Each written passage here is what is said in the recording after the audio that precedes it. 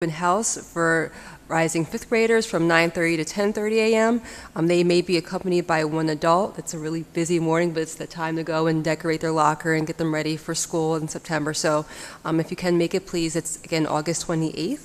And additionally, also on that day, for grades 6 through 8, they're able to come from 12:30 to 2:30, but for that class, it's just students only. So those are two key updates, and then our next meeting is August 12th, so hope to see you then. Thank you very much. Thank you, Ms. Cheatham. At this time, I'd like to move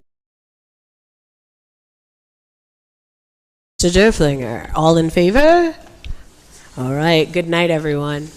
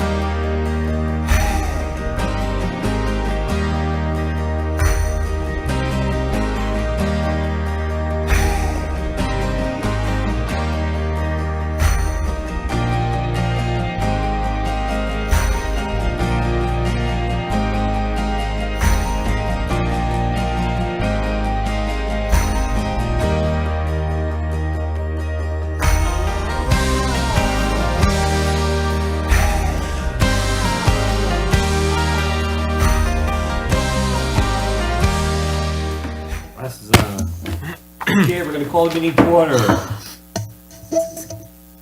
Adequate notice of this meeting has been given in accordance with the Open Public Meeting Act pursuant to Public Law 1975, Chapter 231. Said notice was published in the Home News Tribune on January 2nd of this year, posted in Borough Hall, and sent to the Star Ledger for information. All requirements of the Open Public Meeting Act were satisfied. Adam, would you be so kind as to lead us off on the Pledge of Allegiance?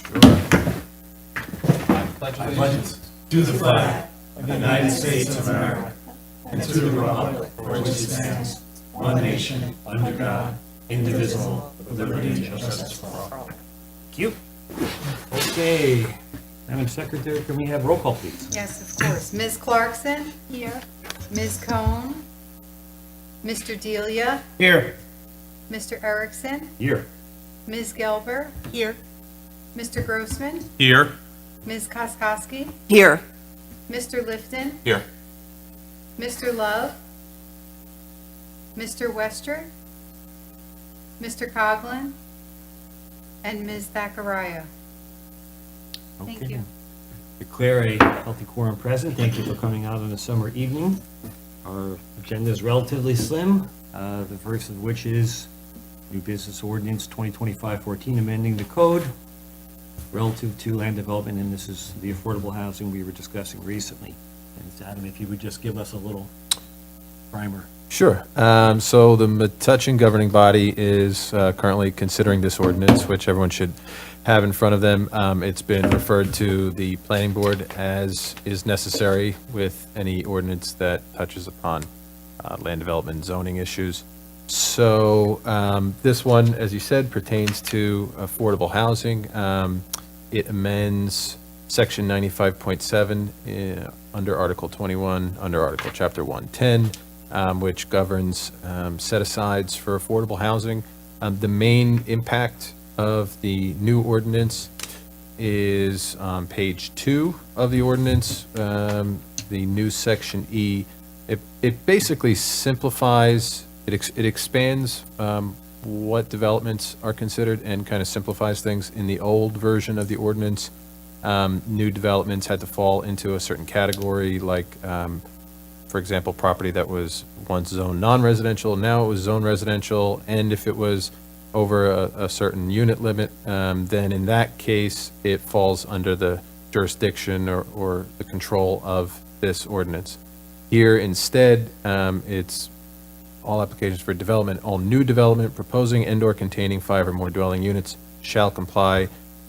So it just makes it kind of a blanket ordinance. It also changes, it makes uniform the total percent of dwelling units for both rental. It makes 20%. In the old ordinance, I think it was 13% or 15% of total number of units in a rental development shall be set aside as affordable housing units. This brings it up to 20%. It makes 50% of units being affordable units for low-income households, 13% to very low-income households. We also included a calculation for payments in lieu of fractions of an affordable unit, because obviously there's odd numbers out there. So this includes a formula for calculation, which is set to the Consumer Price Index. And I think that's pretty much it. And like I said at the beginning, I think we recently dealt with a similar scenario where an ordinance was referred to the board.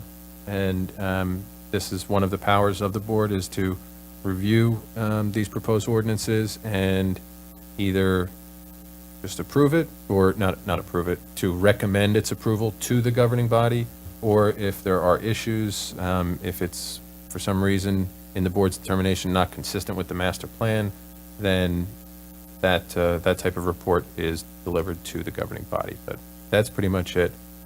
And Chris, I don't know if you have anything else. I'm sure you do, but No, just actually, you stole my thunder. So I'll keep it perfect. very brief. That's what I was going for.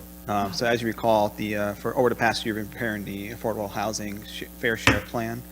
And part of the new rules promulgated by the DCA was that we had to adopt a plan with draft ordinances by June 30th, 2025, which we did do. So I would say that's an accomplishment. along with several hundred other towns, and even some are still working on it with hopefully extended deadlines.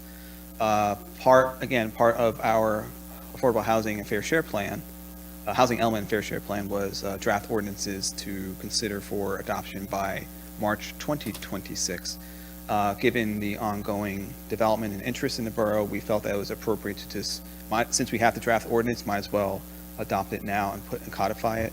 And as council indicated, what it really does is simplifies the beginning statement, a convoluted statement saying, oh, when there's rezoning, we don't really do rezonings here. When there's rezoning of properties and in multifamily zones, we don't have multifamily zones technically. So greatly simplifies the statement and applies a uniform 20% set-aside state requirement for sale as for rental. It used to be 15% for rental, 20% for sale. Now it's 20% for both. In terms of the consistency with the master plan, your role is to determine whether that is not inconsistent with the master plan. Obviously, we did do a recent master plan update with the housing element and fair share plan just less than 2 months ago.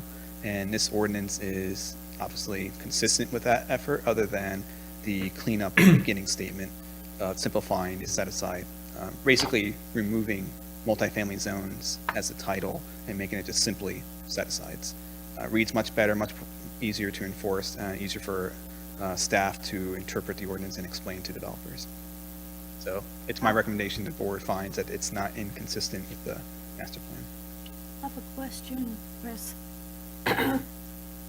The threshold of 5 units, is that based on the studies that were done of what housing we have at the moment?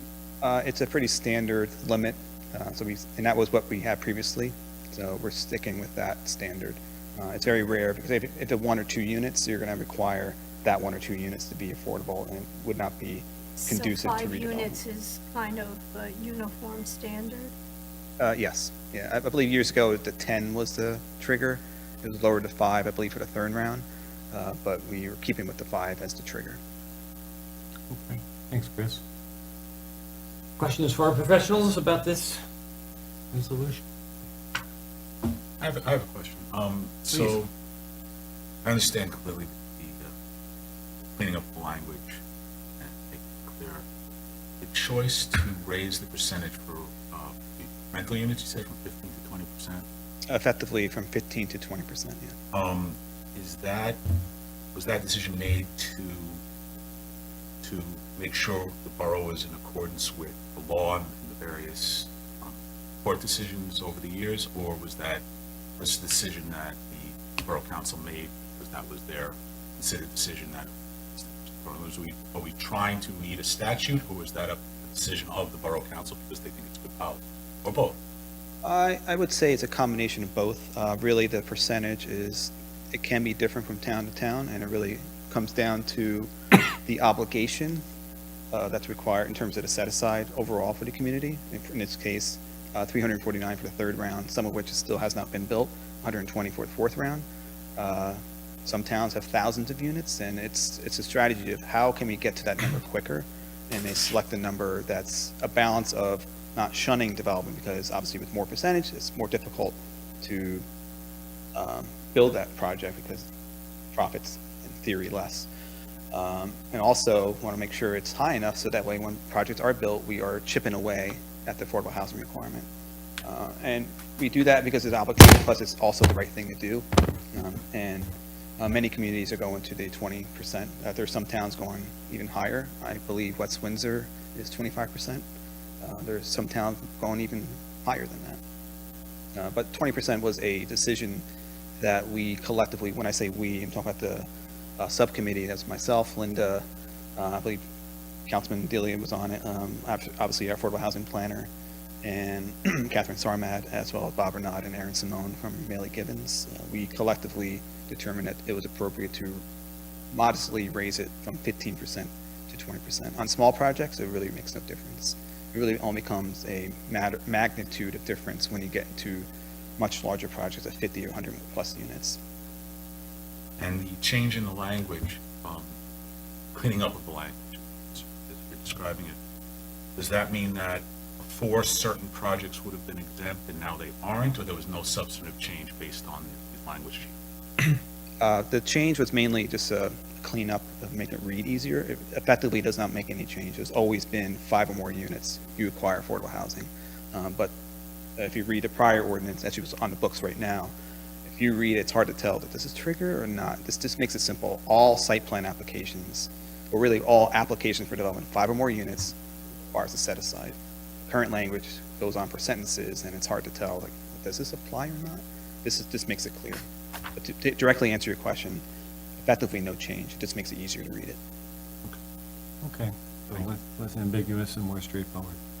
Councilman, anything to add? Yeah, I did. It's just because you mentioned this idea of like chipping away, which brought to my mind. So, we're just starting the 4th round. We just finished up the 3rd round. You have to show your work essentially when you're finishing up your 3rd round, and that's something that we've done as that subcommittee, and Chris and everyone else sort of went through and showed how we met our obligations for the 3rd round. And by having that 15% at the time, we very much were able to see us chipping away these mid-sized, not, obviously the larger wood monster that eats up a big chunk. But by having that 15, we really kind of saw that, oh, well, we got this, we got 1 here, we have 4 over here, we have 3 over here. So that was part of it, the idea of, well, if we went to 20%, we can probably chip away more. It allows us to maybe not have to do such large projects to meet our 4th round obligation, because we're able to like kind of grab little bits and pieces along the way. Would you agree with that statement? Yes, plus also, we have been talking about, it should be 20% when we do adopt the ordinance. So currently, the regulation says 15% just for rental projects. Why wait till March 2026 when we know it's in a housing plan suggest to be 20%? So you have this several-month-long lag, potentially, of someone reading our housing plan saying it should be 20% as a draft ordinance. Our current ordinance says 15%. Which is it? Might as well just do it now. Make it 20%. Well, that's all for all the work for the committee, for putting the time in and the research. Mount Laurel is always a moving target and very malleable, so, always going to be something that the board is going to have to work on. And to that end, we're being asked to approve this ordinance. So I'll say again, any more questions for our professionals relative to this? If not, the chair will entertain a motion. Make a motion to recommend the Borough Council adopt. Thank you. Mr. Lipton, do I have a second? I'll second it. Thank you very much. Madam Secretary, would you do the honors and take a vote, please? Yes, of course. Ms. Clarkson? Yes. Mr. Delia? Yes. Ms. Gelber? Yes. Mr. Grossman? Yes. Ms. Koskowski? Yes. Mr. Lipton? Yes. And Mr. Erickson? Yes. Thank you. Okay, back over to you guys, and Godspeed.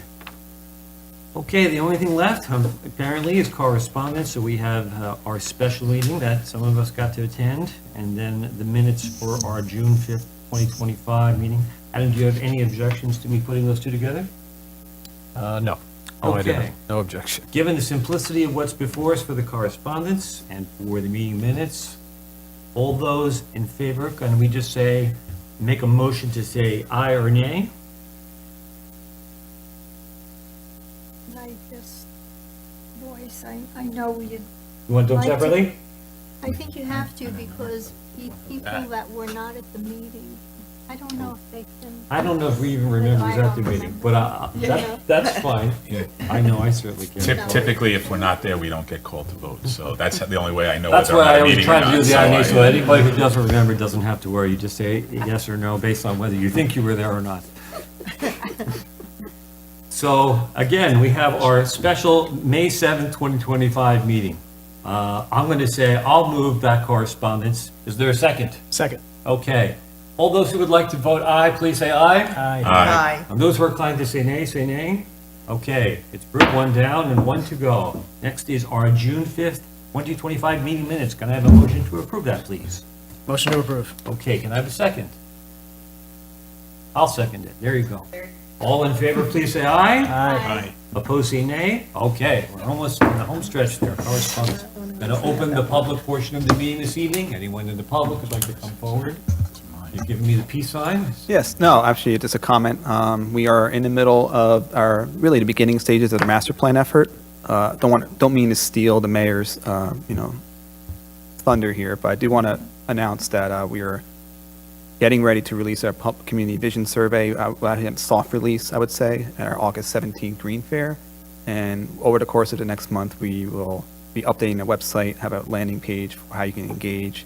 We plan to go to farmers markets and then announce dates for the actual community open house, similar to the Galton redevelopment plan at the high school or the Metuchen Arts District at the Edgar Middle School, where it's going to be that type of science fair effect where people comment on areas in town, concerns about where we're heading, where we want to go, as well as identify concerns related to climate change, as required by the land use plan element in the municipal land use law. So it's just beginning, and it's due July 2026, so we're getting a head start.